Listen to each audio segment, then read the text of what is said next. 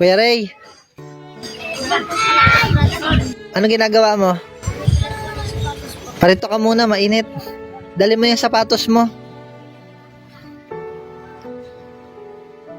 Basa siya? Opo, nabasa po yung ulan. Basa? Parito ka muna. Kararating ko lang. Upo muna tayo. Ako'y napagod. Kamusta ka na? Okay lang po. Lumakas po ang ulan po kagabi kaya po nabasa po ang aking sapatos. Di mo ba sinilong? Hindi po. Di ba nung nakaraan, Kuya Ray, dala-dala mo yung sapatos mo kasi napansin kita, pabalik-balik ka sa harap ng bakuran, ay gusto mong ipatahi. Ay kaya lang, malayo tayo sa bahay, hindi agad tayo makapunta, no?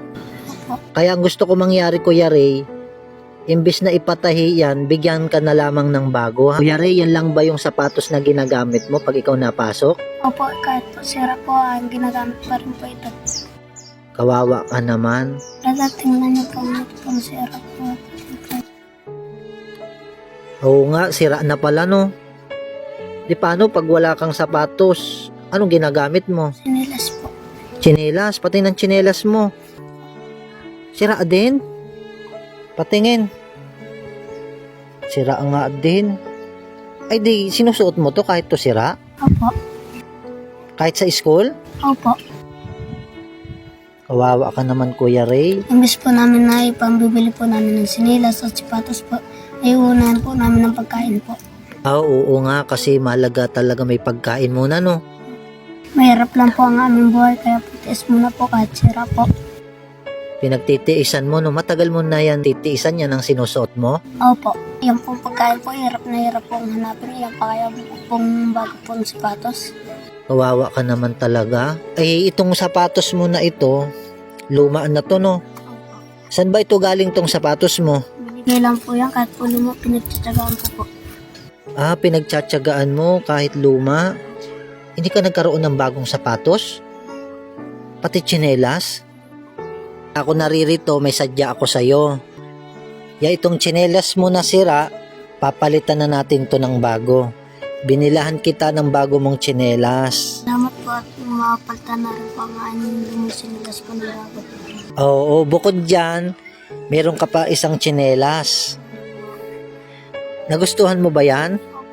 Itong sapatos mo na ito nasira, sabi ko naman sa'yo, manalangin ka lamang na sa mga susunod na araw, itong luma mo at sirang sapatos, mapalitan ito ng bago, no?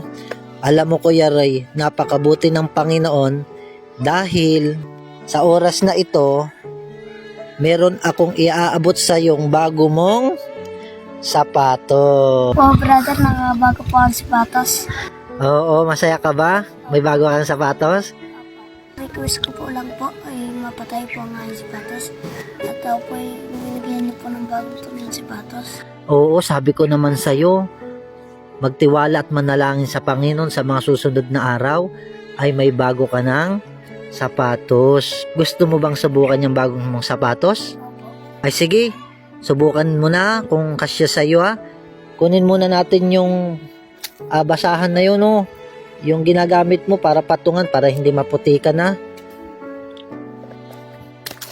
Latag mo dyan, papatungan natin. Susubukan mo na.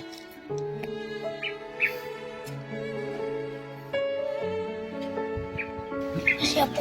Ano, kasya ba? Opo. Salamat po dito at nagustuhan ko rin po ang kulay. Kuya Ray, bukod dyan, meron pa akong isang regalo sa'yo. Ito, Ano po ito? Pagkain po. ay hindi yung pagkain. Buksan mo para malaman mo kung ano yan. Ganda! Ganda? Gusto mo ba? Opo. Di ba? Sabi ko sa'yo. Sige, buksan mo nga. Brother, ang ganda po ang forma niya. Gusto mo? Opo. Ba, napapangiti ka ngayon may bago ka ng dalawang sapatos Patingin nga, pakita nga natin. Wow, ang ganda na sapatos niya. Ano, masaya ka na ba? Sabi ko naman sa'yo manalangin at magtiwala ka lang. Kakaroon ka, hindi lang isa ang sapatos mo, kundi dalawa, tapos may dalawa ka pang tsinelas. Limutan ko, Kuya Ray, yung medyas mo. Nagmamadali ako noon Sa susunod na araw bibilang kita ng medyas. Gusto mo bang sukatin ito, Kuya Ray? Opo. Sige, sukatin mo kung kasya sa'yo.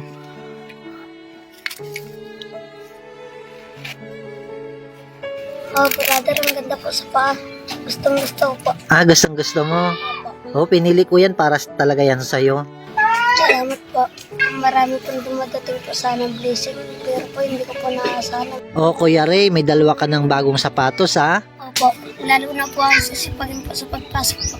Oo, tama yan. Maging mabait ka lang na bata. Mag-aral, makatapos.